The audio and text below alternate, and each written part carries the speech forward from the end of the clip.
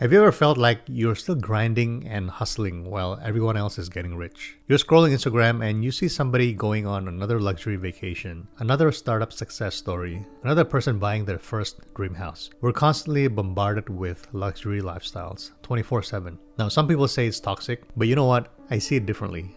To me, it's pure motivation. Because I believe when you see success, it becomes real to you. It's just like that old saying, seeing is believing. It makes you start thinking, how can I do that too? But the first question you need to ask is it even possible for me to get rich? And I remember asking myself this exact question about 7 years ago when I was just starting out. Now, you got to realize that getting wealthy is possible. It's been done before. It means that what you want in terms of success has been done by another human being.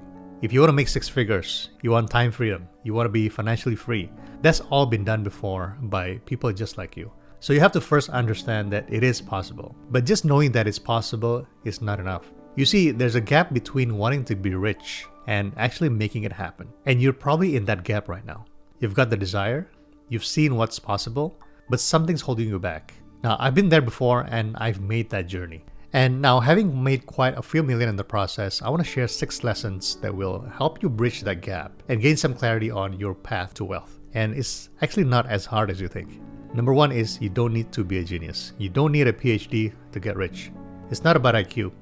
In fact, many professors you see are not really focused on making the most amount of money. I mean, how many professors do you know that are driving Ferraris or flying private jets? And that's fine. We all have different interests and different drivers. Your desire in making money is just as valid as someone else's passion for quantum physics. So it's not about IQ, but it's about understanding yourself and figuring out how to solve real problems for real people. So look at this guy, Steven Krovota, a guy who built a mobile app called Puff Count to help people quit nicotine.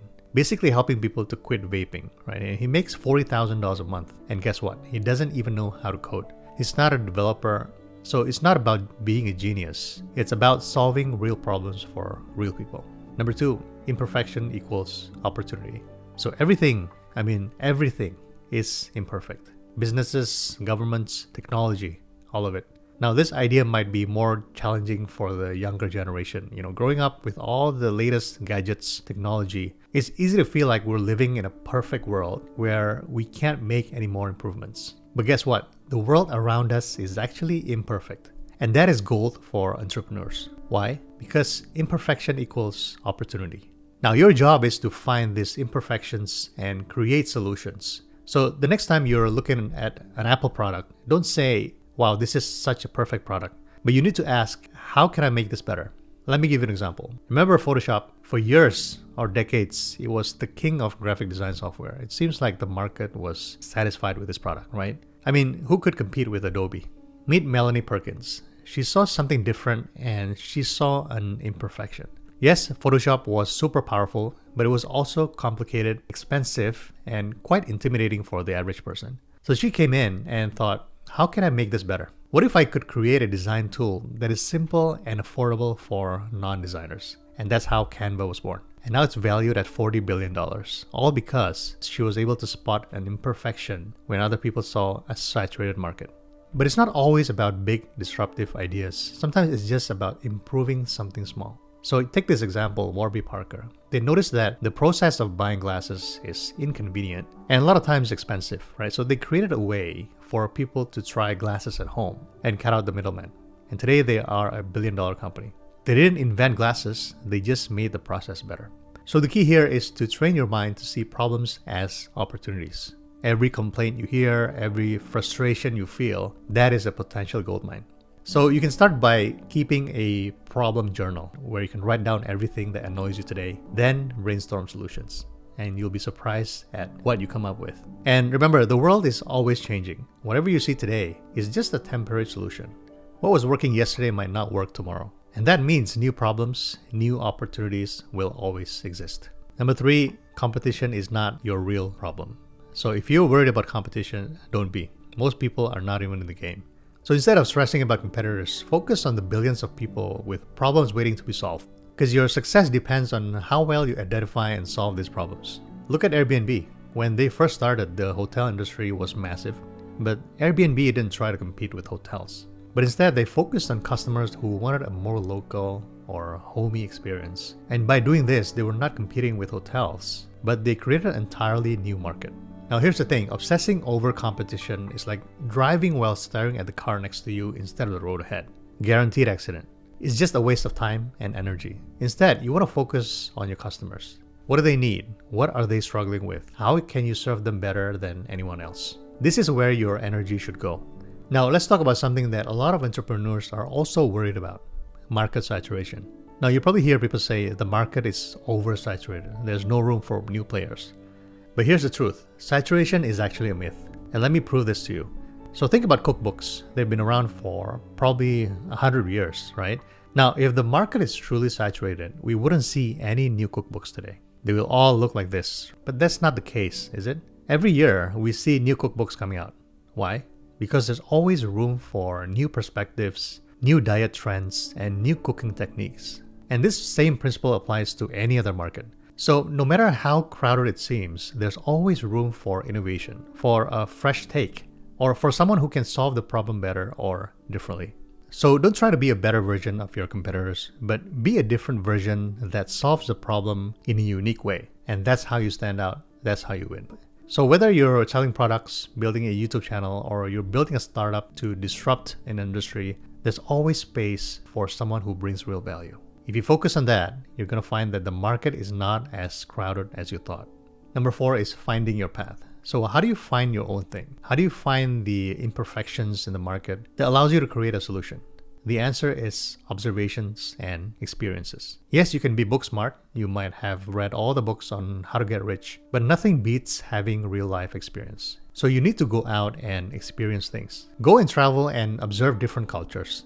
Because when you do that, you're going to start to identify problems, and that's when you develop real solutions. So let me give you an example. We all know Starbucks, but do you know how they became successful?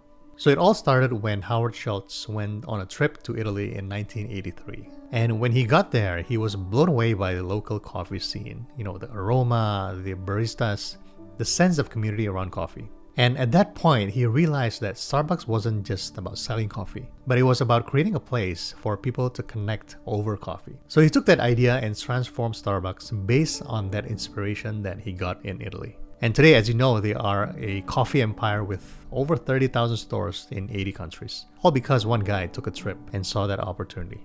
Now, it's not just about the experience you get through traveling, but what's also important is the experience you gain from actually doing the work. So when I started out about 10 years ago, I was just as confused, as doubtful as you might be now. I didn't have $1 million idea. I just wanted to make some extra money and be financially independent. So I started with freelancing, providing web design services, made a bit of money, but realized that it wasn't actually creating real value. So then I moved on to e-commerce, which was slightly more exciting, but still, it wasn't something that I was passionate about. But each step of that journey got me the valuable experience that I needed. The fundamental knowledge I had were important, but it was the real world experience. The successes, the failures, the late nights, all the lessons I got from actually doing the work, that was really valuable. It's like learning how to ride a bicycle. You can read about it all day, but until you get on and start doing it, you're not actually learning anything. Now, if you're new or just starting out, here's one piece of advice that can save you years of trial and error. Find a good mentor. A good mentor is like a shortcut to success. They've been where you are and they know exactly the road that you're taking. Because they can share with you all the mistakes they've made, which will help you avoid making those same mistakes. This alone can save you years or even thousands of dollars. But it's not just about avoiding mistakes. A good mentor can guide you in the right direction and help you focus on strategies and tactics that actually work. And because they've gone through so many things themselves, they can immediately tell you between what sounds good in theory and what actually works in practice. So don't try to do it alone. Seek someone who has achieved what you want to achieve and learn from their experience.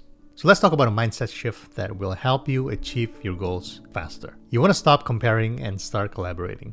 Now, if you look at social media, it's easy to compare yourself with other successful people. But you see, when you're busy comparing yourself to other people, you're just wasting energy that you can spend on growing your own business. Plus, you're only seeing their wins and not the struggles and the failures that they had to go through. So instead of comparing, you want to start collaborating. So reach out to other entrepreneurs, even the ones that you might view as competitors, because you'll be surprised on how many people are willing to share, partner up, or even mentor you. Now, for some reason, if you can't find anyone to reach out to, you can attend industry events or join online communities. The goal here is to build relationships. Because when you join a community of people who have the same goals, you get new perspectives. It opens up a lot of new opportunities, and it can lead to ideas that you'd never come up with on your own. But remember, the pie is not fixed. So by collaborating, you're not dividing the pie, but you're actually making it bigger for everyone. Number 6, failure is a data point. So let's talk about failure. It's pretty scary for most people, but here's the truth. I think that failure is your best teacher. Think of every failure as a blessing in disguise. It's not just about learning what doesn't work, but it's about understanding why and how to make it work next time. So take this example, James Dyson. Everybody knows the Dyson vacuum, right? But the thing that not many people know about is the story that he actually made 5,206 failed prototypes before he created the Dyson vacuum. That's right, 5,100 failures. And each failure taught him something new. And now, obviously, he's worth billions of dollars. So failure is just a step in your path to success. And here's my advice. Don't be scared of failing. Embrace it. Go and launch that product. Start that business that you've been thinking about. If it fails, great. You just got a masterclass in what not to do. But here's the key. It's not enough to just fail. You need to fail forward. And that means studying every possible lesson from each failure. So every time you fail, you want to ask yourself, what went wrong? Why? What assumptions did I make that were off? What can I do differently next time? Because remember, failure is only final if you quit. So reframe how you see failure. It's not a reason to quit. It's a data point. It's feedback. In fact, if you're not failing, you're probably not pushing yourself hard enough. So you see, you're not going to get rich by sitting on your couch dreaming about it. But it's going to happen when you actually get out there and start applying these principles. Remember, every successful entrepreneur that you admire started exactly where you are right now. The only difference is that they took that first step and then another. So think about your next move. Maybe it's reaching out to a potential mentor, or maybe it's finally launching that side hustle that you've been thinking about. Or it could be as simple as joining a community. Whatever it is, do it today, not tomorrow, not next week, today. But here's the truth. While you're waiting for that perfect moment, someone else out there is taking action.